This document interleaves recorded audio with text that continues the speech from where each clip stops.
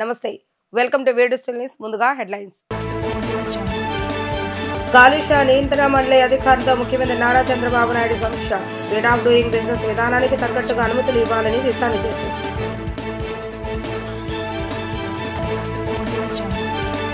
గత ప్రభుత్వం TTD board అధికారులు భక్తులు హృదయాలను విచ్ఛిన్నం చేశారన్న ఉప ముఖ్యమంత్రి పవన్ కళ్యాణ్.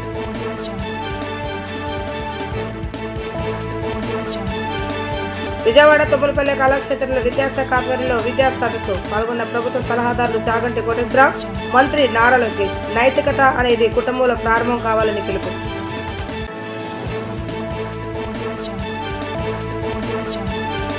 అన్ని రకాల ప్లాస్టిక్ వ్యర్థాలను తొలగించేందుకు ఓ విధాన నిర్ణయం తీసుకోవాలని ముఖ్యమంత్రి నారా చంద్రబాబు నాయుడు అధికారులను ఆదేశించారు.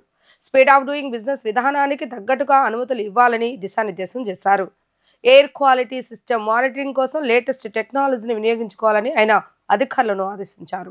కాలుష్య నియంత్రణ మండలితో సహా వివిధ శాఖల అధికారులతో సచివాలయంలో ముఖ్యమంత్రి నారా చంద్రబాబు నాయుడు సమీక్ష నిర్వహించారు. రాష్ట్రంలోని అన్ని ప్రాంతాల్లో కాలుష్యాన్ని నెట్ జీరో స్థాయికి తగ్గించాలని ఆదేశించారు. గాలి, నీరు, industrial waste, bio waste, plastic waste వంటి వాటిలో వివిధ రకాల అధ్యయనం చేయాలని సూచించారు. అందుకు గాను ఆధునిక సాంకేతికతను వినియోగించుకోవాలని వివరించారు. ఎవరైనా కాలుష్య నియంత్రణ నియమాలను అతిక్రమిస్తే సదరు సంస్థలు, వ్యక్తులకు ముందుగా హెచ్చరికలు జారీ చేసి ఆ తర్వాత చర్యలు తీసుకోవాలని తెలిపారు. ప్లాస్టిక్ విషయంలో ప్రత్యేక శ్రద్ధ తీసుకోవాలన్న సీఎం సింగిల్ యూజ్డ్ ప్లాస్టిక్ వినియోగం తగ్గించేలా అర్బన్, రూరల్ ప్రాంతాల్లో ప్రత్యేక చర్యలు చేపట్టాలని ఆదేశించారు. అంతేకాకుండా వివిధ వ్యర్థాలను సర్క్యులర్ పాలసీకి అనుసంధానం చేయాలని పేర్కొన్నారు. ప్రత్యేకంగా బయో వేస్ట్ డిస్పోజల్ విషయంలో ఏమాత్రం అలక్ష్యం వహించవద్దని సూచించారు. మొత్తంగా 15,526 హెల్త్ కేర్ ఫెసిలిటీస్ ఉన్నాయి. వీటి ద్వారా వచ్చే బయో వ్యర్థాలను 48 గంటల్లోగా డిస్పోజ్ చేయాల్సి ఉందని అధికారులతో తేల్చి చెప్పారు. గాలి నాణ్యతను అన్ని కోణాలు విశ్లేషించాలని అన్నారు. ఎయిర్ క్వాలిటీ సిస్టమ్ మానిటరింగ్ కోసం లేటెస్ట్ టెక్నాలజీని వినియోగించుకోవాలని ఈ సందర్భంగా అధికారులకు సూచించారు. ఆ డేటాను అవేర్ 2.0 వ్యవస్థకు అనుసంధానం చేయాలని అన్నారు. ఇక స్పీడ్ ఆఫ్ డూయింగ్ బిజినెస్ ను దృష్టిలో పెట్టుకోవాలని తెలిపారు. ఈ మేరకు అనుమతులు ఇచ్చేందుకు అవసరమైన మార్పులు చేపట్టాలని ఆదేశించారు. గత ప్రభుత్వంలోని టీటీడీ బోర్డు అధికారులు భక్తుల హృదయాలను విచ్ఛిన్నం చేశారని డిప్యూటీ సీఎం పవన్ కళ్యాణ్ పేర్కొన్నారు. ఎక్స్ వేదికగా ఆయన ఓ పోస్టు చేశారు.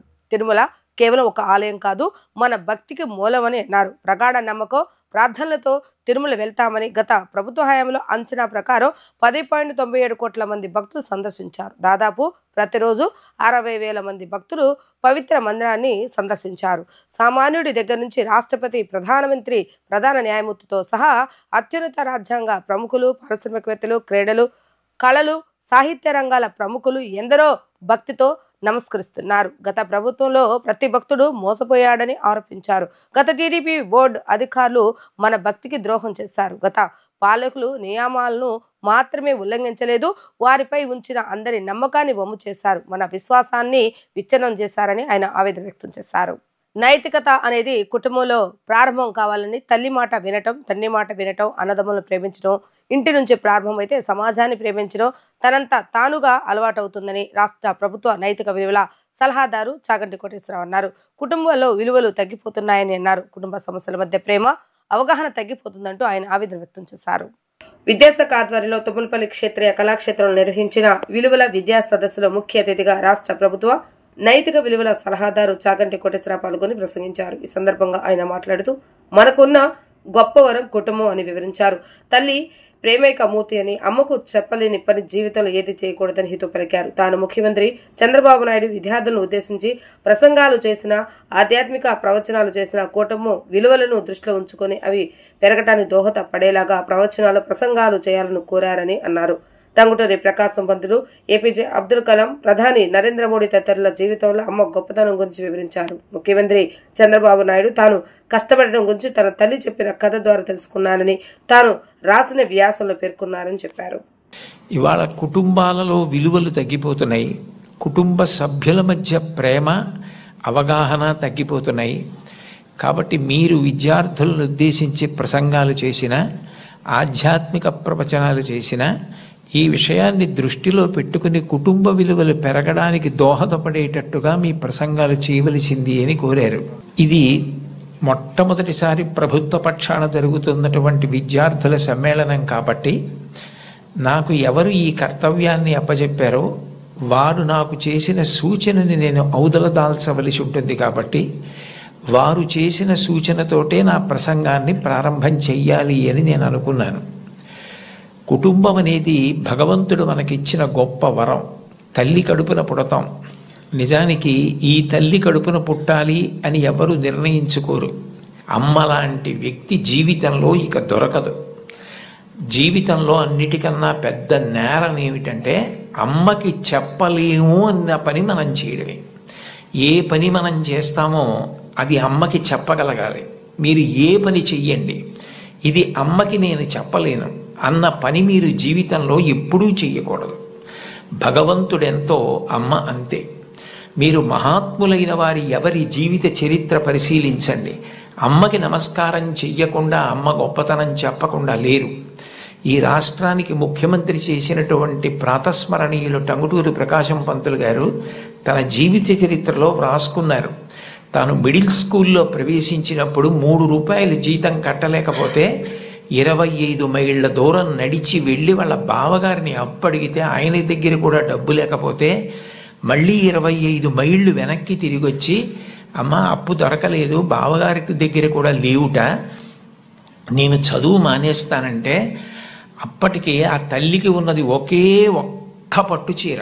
ఆ పట్టు చీర పట్టుకెళ్ళి ఆ రాత్రికి రాత్రి తాకట్టు పెట్టి ఆవిడ ఆ డబ్బు పట్టుకొచ్చి చదివిస్తే ప్రకాశం పంతులు గారు బ్యారిస్టర్ అయ్యి రాష్ట్రానికి ముఖ్యమంత్రి అయ్యారు. ఆయన తన జీవిత చరిత్రలో అమ్మ గురించి అంత గొప్పగా వ్రాసుకున్నారు. మీరందరూ పిల్లలు, మీరు నేర్చుకోవలసిన మొట్టమొదటి నియమం ఏది అంటే అమ్మని గౌరవించడం నేర్చుకోండి. అమ్మకి నమస్కారం చెయ్యండి. మీరు పాఠశాలకి వచ్చేటప్పుడు అమ్మకి నమస్కారం చేసి రావడం మీకు అలవాటైతే మీ అమ్మగారి కన్నా మీకు అత్యంత ప్రేమతో ఆశీర్వచనం చెయ్యగలిగిన వ్యక్తి ఈ సృష్టిలో వేరొకరుండరు. ప్రాణం పోయేటప్పుడు కూడా మీరు వృద్ధిలోకి రావాలని కోరుకునే ఏకైక వ్యక్తి ఎవరైనా ఉంటే తల్లి ఒక్కతే. అంత గొప్పది అమ్మ. మన గౌరవ ముఖ్యమంత్రి నారా చంద్రబాబు నాయుడు గారు స్వయంగా ఒక వ్యాసం రాశారు. తల్లికి జేజే, తండ్రికి జేజే, గురువుకు జేజే అని ఒక పుస్తకం ఉంది. ఆ పుస్తకంలో బహుశా నాకు జ్ఞాపకం ఉంటే 3వ వ్యాసం అనుకుంటాను. ఆ వ్యాసంలో ఆయన ఒక విషయం ప్రస్తావన చేశారు. వాళ్ళ అమ్మగారి పేరు అమ్మಣ್ಣమ్మ గారు. ఆవిడ చిన్నతనంలో చంద్రబాబు నాయుడు గారిని పిలిచి ఒక కథ చెప్పారట. కష్టపడిన వాడు వెనక్కి తిరిగి చూడడు జీవితంలో, కష్టపడడం నేర్చుకో అని మా అమ్మ నాకు చిన్నతనంలో చెప్పింది. మా అమ్మ చెప్పిన కథ నా జీవితానికి దిశానిర్దేశం చేసింది. ఆనాటికి ఈనాటికి ఏనాటికి నాకే కాదు మా ఊరంతటికి అదే భగవద్గీత. నేను యథాతథంగా ఆయన వ్రాసిన వ్యాసంలో మాటలే చెప్తున్నాను. ఆ మాటలే నాకు స్ఫూర్తి. ఇప్పటికీ కష్టపడడం నాకు అంత సంతోషం.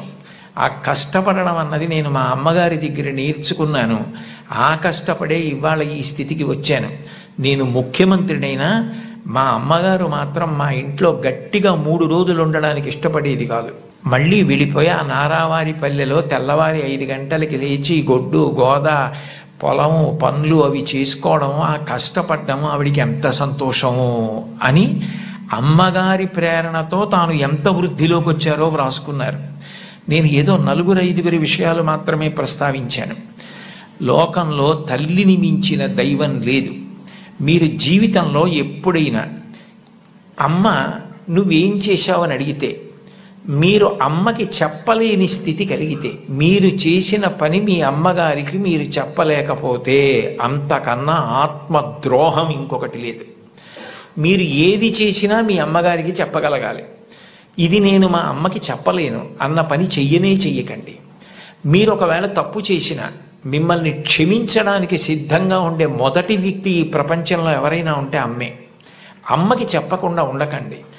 అమ్మ ఒకవేళ మిమ్మల్ని దెబ్బలాడి ఇక పైన ఇట్లా చెయ్యకు అంటే ఇక మళ్ళీ ఆ తప్పు చెయ్యకండి.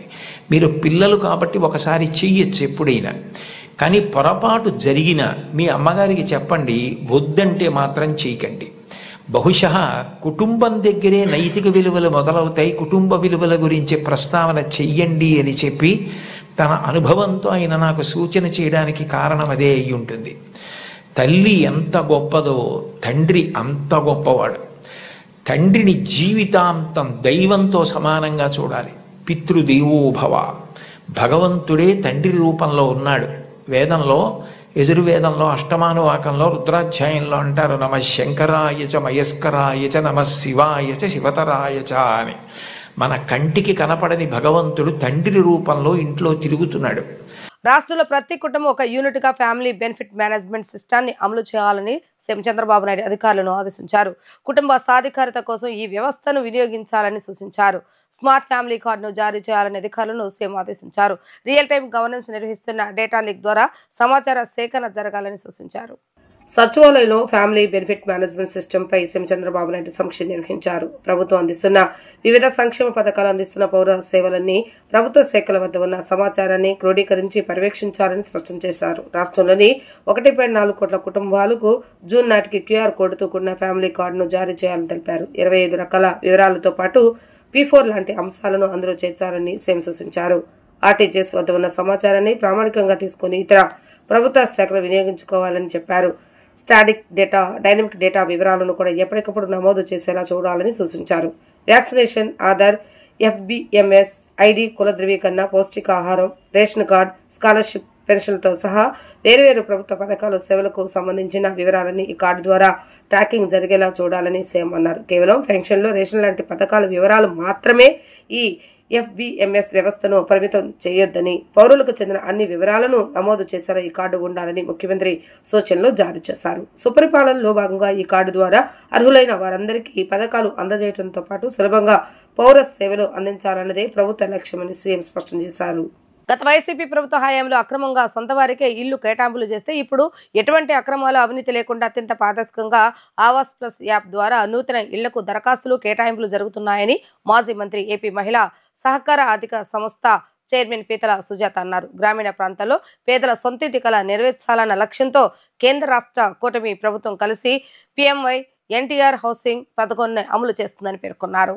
మంగళగిరిలోని తెలుగుదేశం పార్టీ కేంద్ర కార్యాలయంలో ఏర్పాటు చేసిన విలేకరుల సమావేశంలో మాజీ మంత్రి పీతల సుజాత మాట్లాడుతూ నూతన గృహాల కోసం దరఖాస్తుల సమయం మరో 6 రోజులు ఉన్నందున అందరూ సద్వినియోగం చేసుకోవాలని కోరారు. గ్రామీణ ప్రాంతాల్లో పేదల సొంతింటి కల నెరవేర్చాలన్న లక్ష్యంతో కేంద్ర రాష్ట్ర కూటమి ప్రభుత్వం కలిసి ఎన్టీఆర్ హౌసింగ్ పథకంను అమలు చేస్తుందని తెలిపారు. పేదల స్వప్నాలను సాకారం చేయడానికి కూటమి ప్రభుత్వం సమగ్ర చర్యలు తీసుకుంటుందని తెలియజేయడం చాలా సంతోషంగా ఉందని అన్నారు.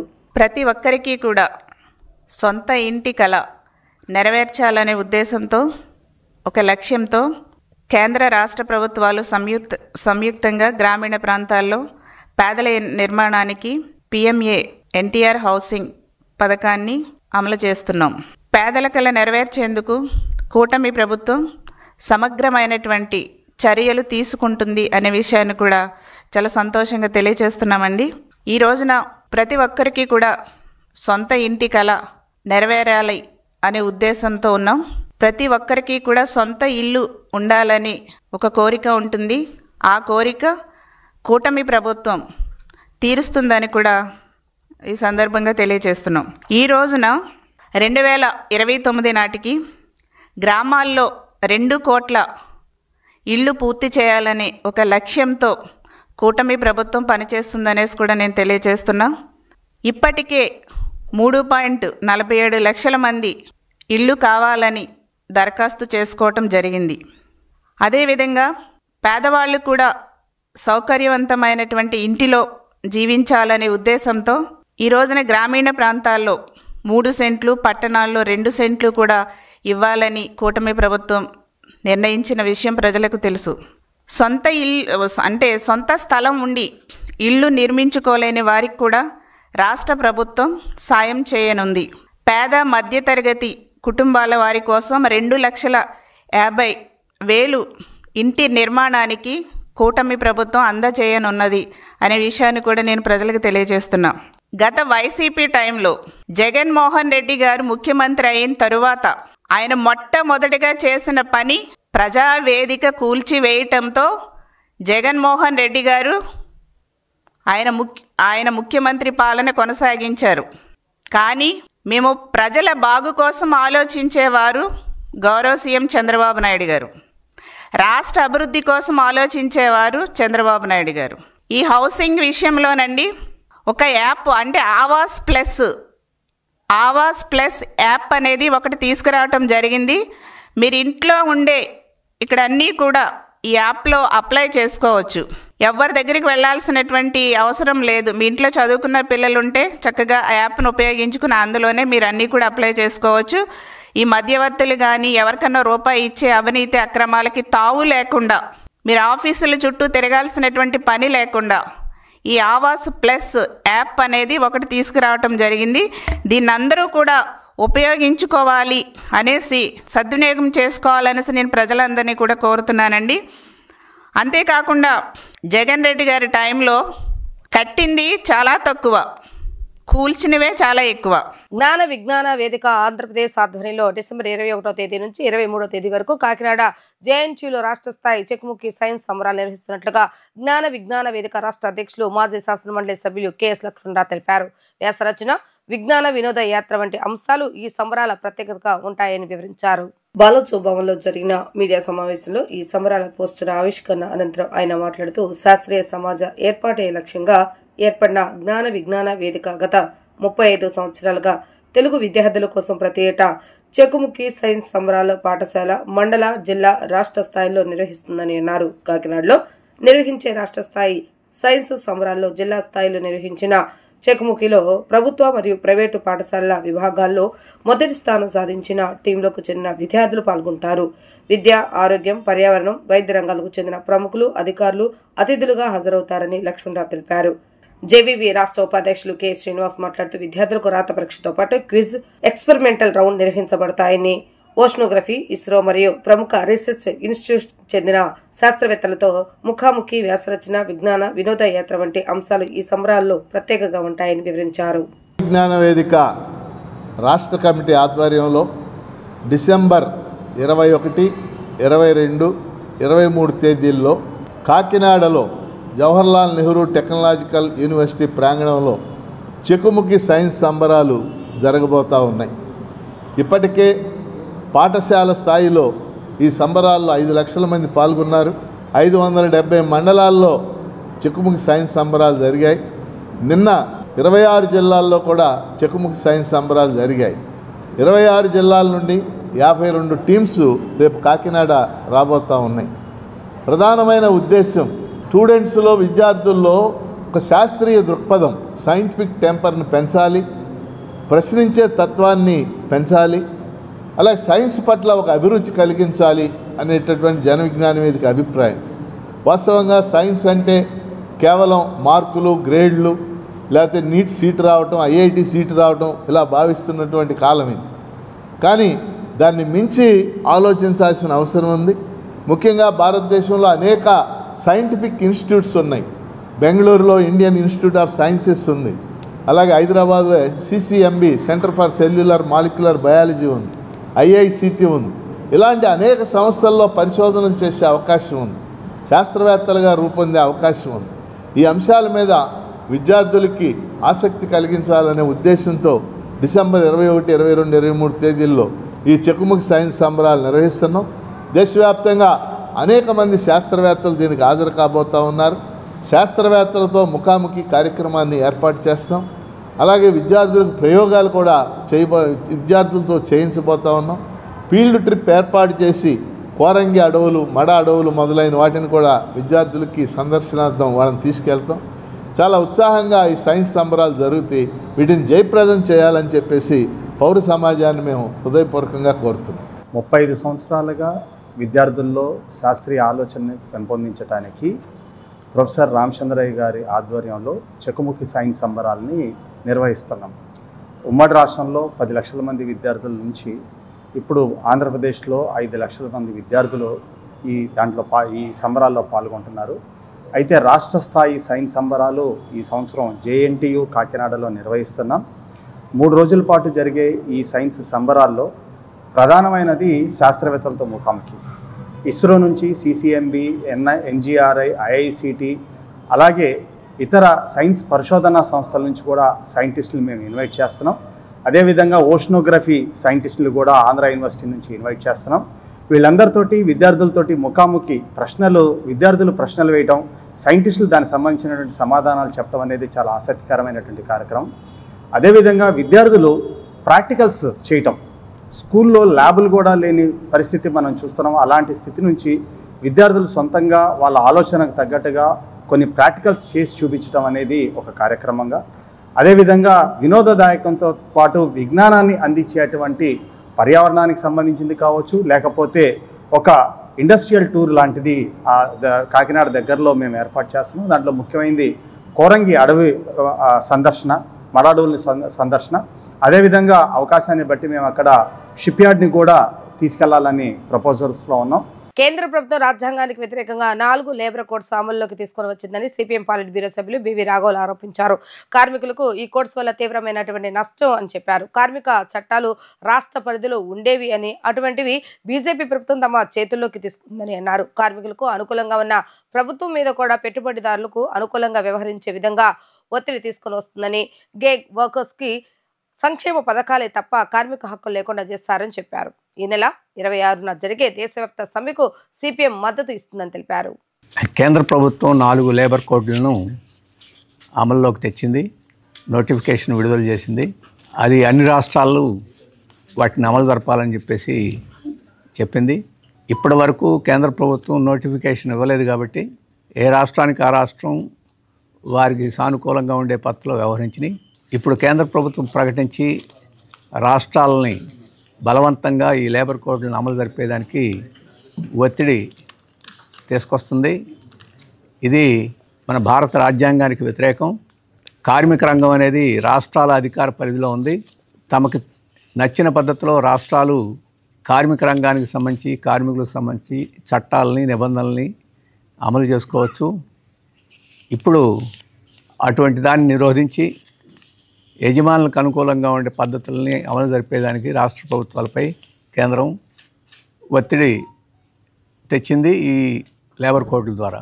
ఆ రకంగా అభ్యుదయంగా కార్మికులకు సానుకూలంగా వ్యవహరించాలనుకున్న ప్రభుత్వాలను కూడా ఈరోజు నిరోధించేదానికి కేంద్ర ప్రభుత్వం ఒత్తిడి చేస్తుంది. ఉదాహరణకి సిపిఎం అధికారంలో ఉన్న కేరళ కూడా అమలు జరపకపోతే అనేక రకాలుగా ఒత్తిళ్లు తీసుకొచ్చేదానికి కేంద్రానికి ఈ కోడ్ల ద్వారా అవకాశం వచ్చింది. అందుకని దీన్ని మేము పూర్తిగా వ్యతిరేకిస్తున్నాం.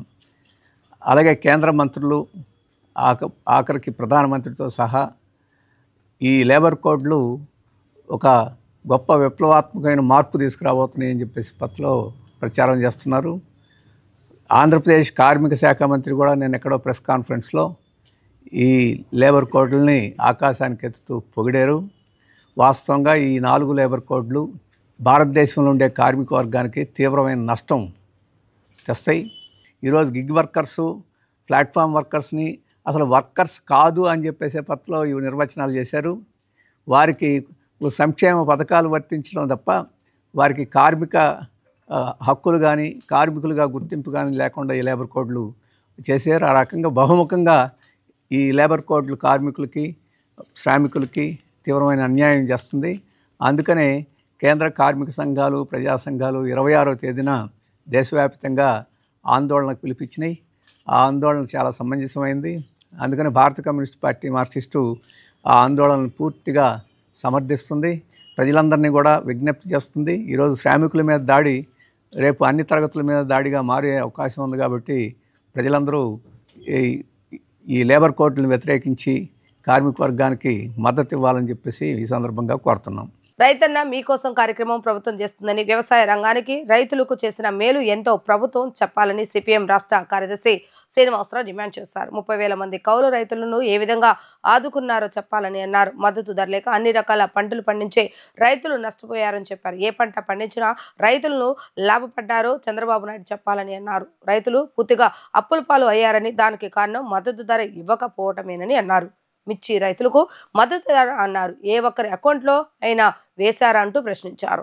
1,00,000 కోట్ల రైతులు నష్టపోతే 6,500 కోట్ల అన్నదాత సుఖీభావ ధర ఇస్తున్నామని అంటున్నారని, ఈ అన్నదాత సుఖీభావలో కౌలు రైతులు లేరని అన్నారు. వారం రోజుల కార్యక్రమం రైతులను మోసం చేయటమేనని అన్నారు.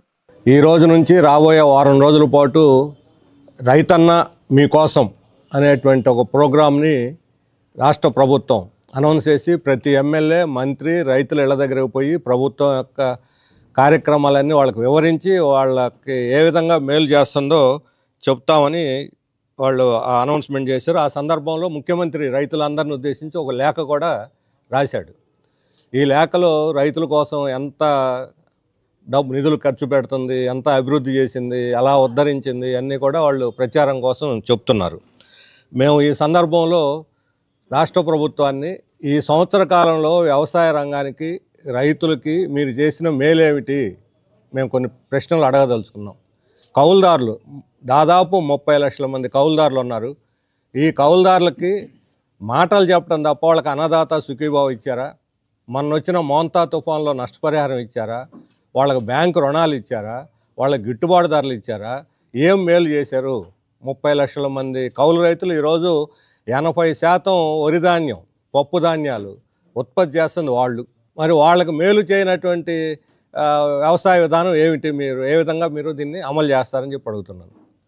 రెండవది, ఈరోజు రాష్ట్రంలో ప్రతి పంట గిట్టుబాటు ధర లేకుండా రైతులు నష్టపోయారు. వరి ధాన్యం రైతులు ఒక్కొక్క క్వింటాకి 300-400 నష్టపోయారు. పత్తి రైతులు నష్టపోయారు, మిర్చి రైతులు నష్టపోయారు, మొక్కజొన్న రైతులు నష్టపోయారు, అరటి రైతులు, టమోటా రైతులు, పొగాకు రైతులు, ఒకటి కాదు ఏ పంట పండించిన రైతులకి లాభం వచ్చిందో చెప్పండి అని అడుగుతున్నాను. చంద్రబాబు నాయుడు గారు చెప్పిన ప్రకారం మొత్తం 38% వ్యవసాయ రంగం ద్వారా జిఎస్టిపి వస్తుందని, అందులో అంటే 5,19,000 కోట్ల రూపాయలు వ్యవసాయ రంగం ద్వారా ఉత్పత్తి అవుతుంది అని వాళ్ళు లెక్కలేసి చెప్పారు. ఈ 5,19,000 కోట్లలో 20-25% మార్కెట్ వాల్యూలో 20-25% రైతులకు రావాల్సిన నిధి, రైతులకు రావాల్సిన గిట్టుబాటు ధర రాలేదు. అంటే దాదాపు 1,00,000 కోట్ల రూపాయలు రైతులు నష్టపోయారు. ఇదంతా వ్యాపారస్తుల చేతులకు వెళ్ళిపోయింది, బడా కంపెనీల చేతుల్లోకి వెళ్ళిపోయింది. 1,00,000 కోట్లు రైతులు నష్టపోతే మీరు రైతులను ఉద్ధరించామని అంటే ఎట్లా? ఈరోజు ఆ 1,00,000 కోట్లు రైతుల కుటుంబాలు, కౌలు రైతుల కుటుంబాలకు ఉంటే గ్రామీణ ప్రాంతాల్లో ఎంత అభివృద్ధి జరిగి ఉండేది? వాళ్ళ పిల్లల చదువులు, వాళ్ళైతే వాళ్ళ ఆరోగ్యాలకు సంబంధించి అప్పులు, అన్నిటికన్నా మించి అప్పుల పాలు కాకుండా బయటపడి ఉండేవాళ్ళు రైతులు. ఈరోజు అప్పుల పాలు కావటంలో వాళ్ళకి గిట్టుబాటు ధర రాకపోవటమే ప్రధానమైన కారణం. గిట్టుబాటు ధర ఇవ్వటంలో గవర్నమెంట్ ఫెయిల్ అయింది. ఇప్పుడు మిర్చికి 11,400 తగ్గితే మేము ఇస్తామన్నారు. ఒక్క రైతు ఖాతాలో డబ్బులు వేశారని అడుగుతున్నాను. ఒక్క రైతుకి. పొగాకు రైతులకి కొద్దిగా ఎంత ఒక 10% కొన్నారు. మామిడి రైతులు 25%కి మాత్రం ఇచ్చారు డబ్బులు. ఇక ఎవరికి ఇచ్చారు? అనౌన్స్ చేయటం తప్ప ఎవరికైనా మీరు నిధులు వేశారా? 1,00,000 కోట్లు రైతులు నష్టపోతే వీళ్ళు అన్నదాత సుఖీభావ పేరుతోటి రైతులకు ఇస్తుంది ఎంత? 6,300 కోట్లు. ఈ 6,300 కోట్లలో కౌలు రైతులకు అసలు లేదు. పంట పండించి పెట్టుబడి పెట్టి నష్టపోతున్న కౌలు రైతులకు అసలు లేదు. మరి ఏ రకంగా మీరు వ్యవసాయ రంగాన్ని ఉద్ధరిస్తున్నట్లు చెప్పాలని కోరుతున్నాను. వార్తలు ముగించే ముందు హెడ్లైన్స్ మరొకసారి. కాలుష్య నియంత్రణ మండలి అధికారులతో ముఖ్యమంత్రి నారా చంద్రబాబు నాయుడు సమీక్ష. స్పీడ్ ఆఫ్ డూయింగ్ బిజినెస్ విధానానికి తగ్గట్టుగా అనుమతులు ఇవ్వాలని దిశానిర్దేశం.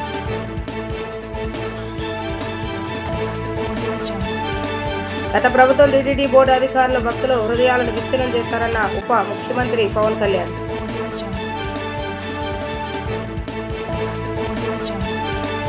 విజయవాడ తుమ్మలపల్లి కళాక్షేత్రంలో విద్యాశాఖ ఆధ్వర్యంలో విద్యా సదస్సు. పాల్గొన్న ప్రభుత్వ సలహాదారులు చాగంటి కోటేశ్వరరావు, మంత్రి నారా లోకేష్. నైతికత అనేది కుటుంబంలో ప్రారంభం కావాలని పిలుపు.